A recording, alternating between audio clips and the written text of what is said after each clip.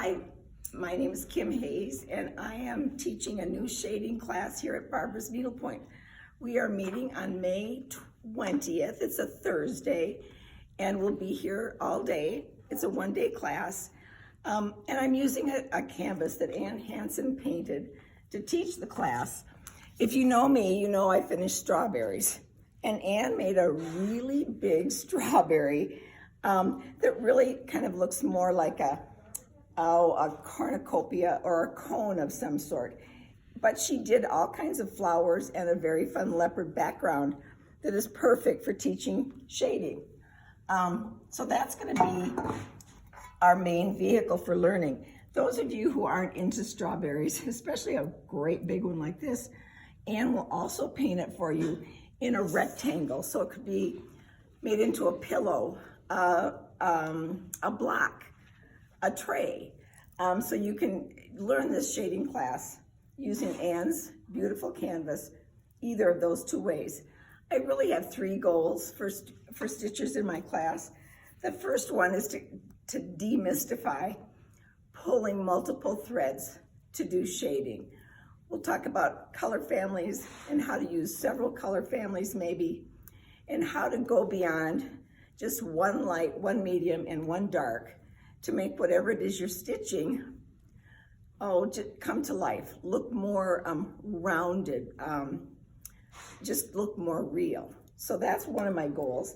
So we'll start with shading, and we're going to begin with just a light, medium, and dark, and then I'm going to teach you how to go beyond that. Another big part of shading actually is shaping. You don't see anything in nature that's square. Flowers aren't square, animals aren't square, people aren't square. Our clothing flows, the sky flows, landscape flows. So I'm going to teach you some things about shaping and using your shading and shaping, again, to make your needlepoint more dimensional and realistic looking. And the last thing I'm going to do is to help you get comfortable with putting different fibers together to accomplish your shading. For instance, you don't have to take a flower and do all silk and ivory. This flower that I did has silk and ivory. It has cascade silk. I've even got some tweeds over here. I've got some metallics. So I'm going to try and help you get to be a little bit more comfortable with different fibers that you can use for shading. This is a really good example.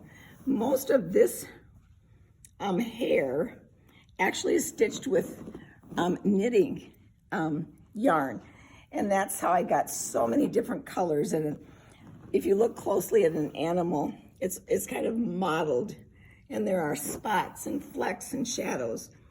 And so we'll talk a little bit about how to accomplish that. And I guess the last thing I would want is for people to have fun, to not be intimidated by shading, to not be intimidated about finding colors to make that happen.